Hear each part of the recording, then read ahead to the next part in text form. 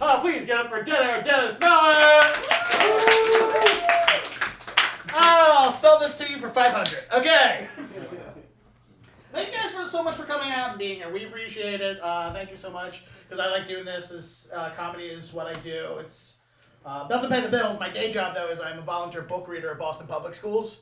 So every week I go to Boston Public Schools and I read stories to 7-year-olds because I'm a fucking hero. It's great. The first time I did this, the first day I came in to the classroom. The kids came up to the reading area and they sat down, very neat, very organized, much like how you guys all are, and then all crisscross applesauce, which is the only way to refer to that sitting style now. I looked at the teacher and I was like, oh my God, they are so well behaved. And she looked at me and went, that's because they have assigned seats. Yeah, see, I'm thinking the same thing. Assigned seats for story time? Fascism. And then 5 minutes later, when they wouldn't shut up and pay attention, I'm like, these little fuckers need rules. They need discipline. I get it now. I had to ask one of the kids to pay attention and be quiet because he was just acting up. And I'm like, Gareth, I need you to stop talking and pay attention. And he stands up and looks at me and goes, my name's Kyle. That's Gareth. Now I've lost all control of the classroom because I can't read a seating chart as well as they can. Do you understand? Every day now is Lord of the Flies and I'm Piggy. I like how the outside of the rooms have passed 6th grade English class. Middle of the room, not so much. That's okay though. Don't worry. I enjoy reading to the kids. The reason I read to the kids is because, the reason I enjoy it is because I get to choose the stories that I read to the kids, right? I get to choose to read whatever I want. And here's one of the problems. I am a 36-year-old single man. I do not own any children's books. Because if I did, that's what we would refer to as a red flag. There's 3 of those. The other 2 is a windowless van and candy. I like Milky Way bars. Let's not pile up. You know what I'm saying here? So what I do is I go to the Boston Public Library and I rent the books, borrow the books. I don't know what the terminology is. I show my wallet and I just throw the books under my coat and run out. I don't know what that's called, but... So that's how I get my books for the kids. And I was asking the child librarian one day if this particular book was appropriate for children. It was a book about Hercules, and I'm a big fan of Greek mythology, so I'm really excited to read this because I think the story of Hercules is actually a very motivating story for children. So I asked her, is this book appropriate for 2nd graders, for 7-year-olds? And she goes, I guess. Like, lady, not a confident answer here. All right, first off, I can tell you without a shadow of doubt, this book, not appropriate for 7-year-olds. For 2 reasons. First of the reasons is the book was written in the first person, which is very confusing because the whole book is me, I, my, stuff like that. And it's very confusing for 7-year-olds because they think that I stole Hercules' diary. Secondly, the reason why this is also inappropriate is the very first page of the book. By the way, does anybody know the real story of Hercules, not the Disney version, the real story? Okay, yeah. This is how I quickly realized that this wasn't appropriate. The first page of the book is almost this exact sentence.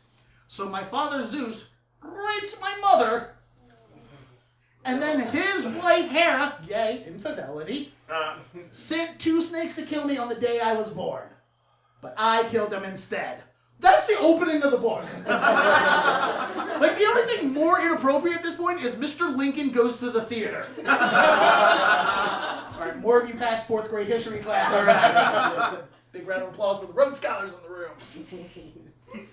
So here's the thing. I am a writer, I am a comedian, I am an actor, and I'm also, most importantly, not a quitter, right? I am not giving up on this book, these kids. What I'm going to do is I'm going to change all the words to the book as I'm reading it, right? That way they don't know anything's wrong, right? Because I'm smart. So I'm reading the book, and I changed one of the words. I changed the word kill to vanquish.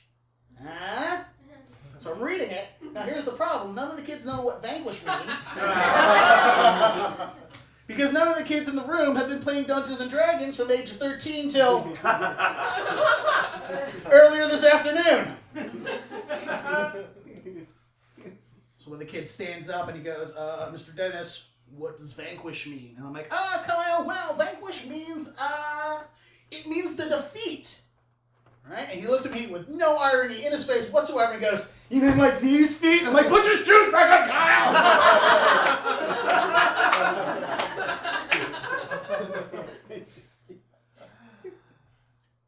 Kyle is the bane of my existence, you guys. Kyle is, we all know who Kyle is, right?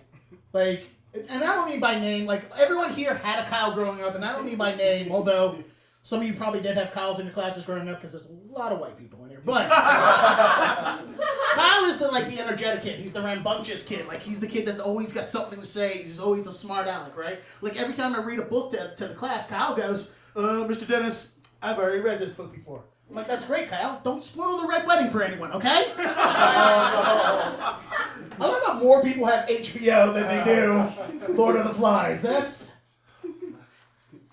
Anyway. So I don't know how to deal with Kyle because this is the thing. I started thinking back about the Kyles that I grew up with, and I couldn't really think of any. You guys might be thinking of who your Kyles were growing up, but if you can't think of who your Kyle was, congratulations, you were Kyle. Guys, I was Kyle. Now I started thinking about every terrible thing I've done to my teachers over all those years. Like, I will start recalling things. Like, I sent my woodshop teacher to rehab. Yeah, you want to know how that happened? What I did is I snuck into school and wrote things on his chalkboard before class. Do you understand? I woke up an hour and a half early every day. Left for school an hour and a half early. Snuck into the school before it opened by climbing to the third floor of the fence, climbing over onto the roof, going through the door that leads into the theater auditorium, down a catwalk, across the auditorium, through the halls, and then used a used a library card to jimmy the lock from his classroom so I can go in there and write the lyrics to Sublime songs on his chalkboard. For 30 days straight. Yes. After 30 days, he just walks in one day to homeroom, just walks in, who keeps writing it doesn't pay to be drunk and horny on the board? And then we never saw him again.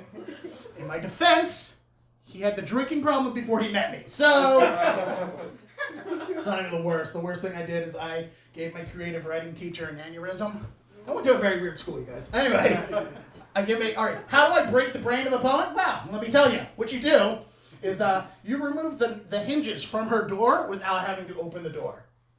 Yeah, this is a good one. This is what you do. You take a screwdriver, right, and you pop it up underneath the hinge, and there's a little pin that comes out. You take out those 3 pinches while the door is still closed. That way, when you leave with the pins in your pocket, she opens the door, it goes boom, her head went, and then again, never saw her ever again. No, don't laugh at that. Trust me, you're right to not laugh at that. I'm a monster, okay? So I don't know how to deal with Kyle because I want to foster his energy and nurture his creativity the way that nobody did to me, because who knows, in 10 years you may see a 17-year-old Kyle standing in this exact location just telling jokes like, I gave my reading teacher an aneurysm, and that's probably going to be me. So let's not encourage that behavior. I don't know. Here's the problem though. I have 2 classes that I read to. My other class is... I have a Kyle in that class as well, but my Kyle in that class is a girl, and I might just be a misogynist, but it's really easy dealing with Kyle when she has pigtails. I don't know why. That's the thing. So here's the problem though. Girl Kyle has a small crush on me. It's very normal. It's very, she's 7 years old. I had my first crush at 7 years old, right? My first crush was on Annie Potts from the movie Ghostbusters. Okay, that's a lie. My crush was actually on Annie Potts from the TV show Designing Women, which nobody in the room knows, but just let me tell you this. I was a 7-year-old kid watching late night primetime TV. I saw Delta Burke and Annie Potts and said, yeah, I'm going to go with a redhead on this decision. So there's nothing wrong with that, right? It's adorable, because any other word is very creepy. But here's the thing. And the reason I found out that she has a small crush on me is because one of the kids ratted her out. Yeah, that's wrong, right? One of the kids came up to me in the middle of reading, goes like, hey, Mr. Dennis, girl Kyle writes your name in her notebook. I'm like, shut up, dude, come on. Here's the thing, and here's the biggest problem, is I saw the writing, right? Now, I'm sure when we were all younger, especially the women, you wrote, and I'm like, can I ask you, who was your first crush growing up? Do you remember? He's not in the room, is he? No. The answer should have been yes. But what was his name? Ralph Fullerton. Ralph Fulton. Did you ever write Mr. and Mrs. Ralph Fulton in your notebook? Yeah, totally. Very normal for that to happen, right? I saw the writing in her book, and she's 7, and she doesn't understand how maiden names work, so she just wrote it as Mr. and Mrs. Mr. Dennis. Now I have to get them a wedding registry because the kids will understand how maiden names work. I'm going to get out here, and by the way, before I leave, if anyone's thinking, hey Dennis, are you worried that someone's going to find out what school you teach at and go there and tell them all the things that you say about their students and get you fired? I'm like, no, I do not worry about that at all anymore. Truth be told, that happened last week, and I've been fired. But don't feel bad for me, you can't be fired from a volunteer job. All they can do is ask you nicely to maybe not come back anymore.